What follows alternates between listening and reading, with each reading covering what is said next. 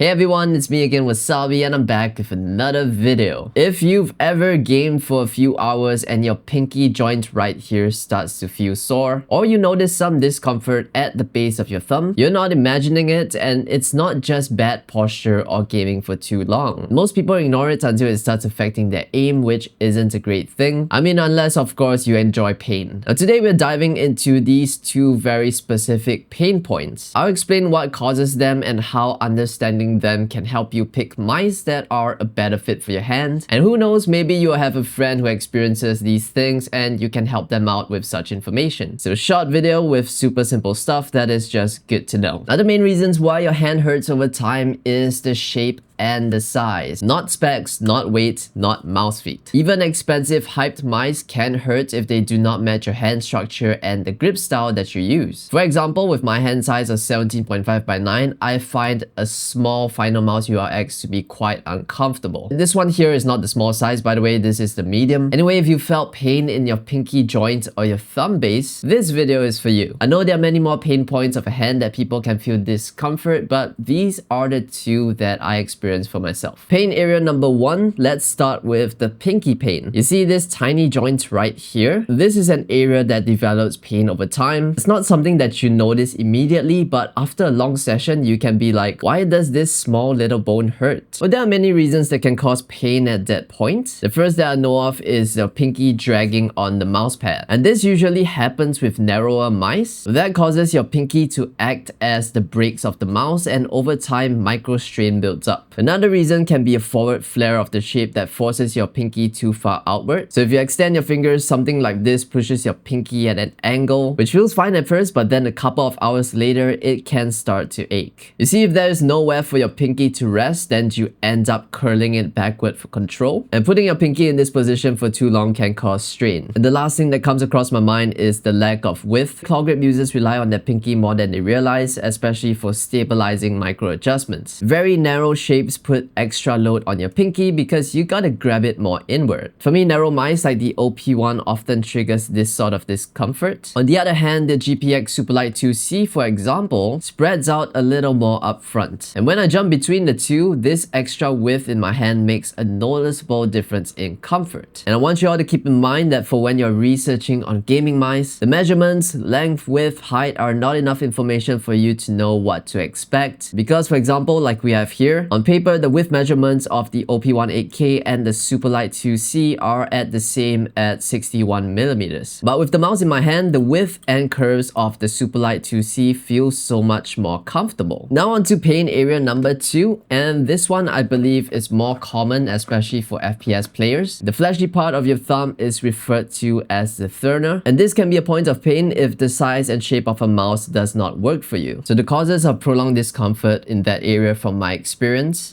First is the thumb has to pinch way too hard if the sides of a mouse are too flat or even slippery due to a lack of coating, because that can force your thumb to work overtime. Another cause can be when the mouse is too wide or too tall, which can stretch your thumb a little unnaturally. And so in high pressure moments, flicking, crosshair corrections, and fast repositioning makes you pinch harder. If you do that for hours, it can cause a lot of fatigue and discomfort in this area, especially if the mouse is too big. For me, using mice that are too large, like the DeathAdder V4 Pro, can often cause Thenar discomfort, especially during long sessions of intense gaming. It first starts to feel a little sore here, then it gets more intense, and if I continue to push it, it can get quite painful. By the way, the DeathAdder V4 Pro is a very good mouse, but just be mindful of the size. This does have the most advanced sensor that Razer has to offer in this point of time, but it is a very large mouse. So if the shape and size isn't a good fit for you, please just go for something else. Now, interesting fact, you usually won't get both the pinky and thumb pain at the same time, or at least that is what I noticed for myself. It depends on which side of your hand is doing the extra work. If the mouse feels on the thumb side, you know if it's not well supported or the size puts it at an awkward angle, your thumb will then have to compensate and overwork, which leads to a buildup of pain in the Thenar. And if the mouse feels on the pinky side, maybe it's too small or any of the reasons that I mentioned earlier, the pinky will try to stabilize everything, which then causes pain in the pinky area right here. Now here's a general tip that I wanted to share. I think some of you may try to hold your mouse perfectly straight in your hand, but that can add tension to your thumb, pinky, or even to your wrist. What I would normally do is just hold the mouse in the most natural way. You know, even if your grip rotates a little inward or outward, that's okay. This is something that feels the most natural to me. If you want your cursor to feel straight as you are moving from left to right, some might let you adjust the center angle in the software, or you can use third-party tools that can do the same. They are helpful if you want to straighten your aim without forcing your hand. But I think for pretty much anyone who's been using a computer for years now, you would already naturally compensate for the angle. So when it comes to holding the mouse, I would totally recommend to not force your hand to match the mouse, but let the mouse match your hand.